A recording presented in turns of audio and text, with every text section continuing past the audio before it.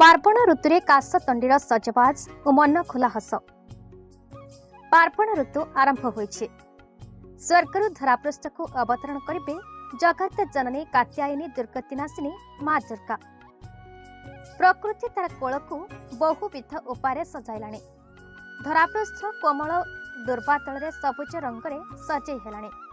क्षेत्र सबुजिमार संभार। धान गछ धीरे धीरे मथा हलाउछि। जगत जननी मां दुर्गा आसिबे। मनरे अफुरंत आनंदर फलक। एणे नदी पठा रास्ता पाख चराभूई पहाड़ पाददेशरे काशतंडी तार शुभ्र पणतरे शुभ्रायित करिछि वसुधा कूलको। प्रकृतिर उपासक कविर लेखनी मनरे नूतन कवितार निर्झरणी। मां आसिबे केते व्याकुलता केते उत्सुकता आखिरे आखिए संभावनार जुई जाई हेना केतकी मालती चंपा और टगरर मेलन और मिलनर पर्व। स्वर्गीय भावना और आध्यात्मिक भाव प्रवणतार प्रकृति आज उल्लसित। किंतु सबुठु आगे अच्छी काशतंडी।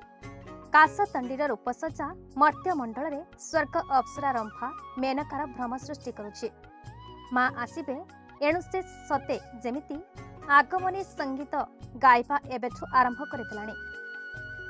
सतरे जेतेबेले नदी नाल ह्रद पुष्करिणी गड़िया तुठरे काशतंडीर संभार सृष्टि हुए सेतेबेले मां धरापृष्ठ आसुछंती बोली स्पष्ट हो जाए। कविर कल्पनार कानभास रे सात रंगर इंद्रधनु परिलक्षित हुए। मां का स्वर्गीय आगमन को स्वागत करे। काशतंडी को नहीं पुराण काल को अद्यावधि अनेक महामनीषी भावुक और कवि अनेक कविता लिखिथिबार नजीर रही। तेबे नीलगिरीर विभिन्न स्थान प्रांतर पुष्करिणी रास्ता पाख चारणभूमि नदी पठारे काशतंडीर अपूर्व संभार देखा मिले, जहाँ अनन्य स्वर्गीय मां को आगमन संकेत।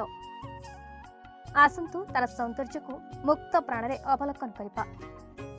सुंदरता ही ऐसी शक्तिर प्रतीक, जहाँ को हृदय अनुभव करिथाय।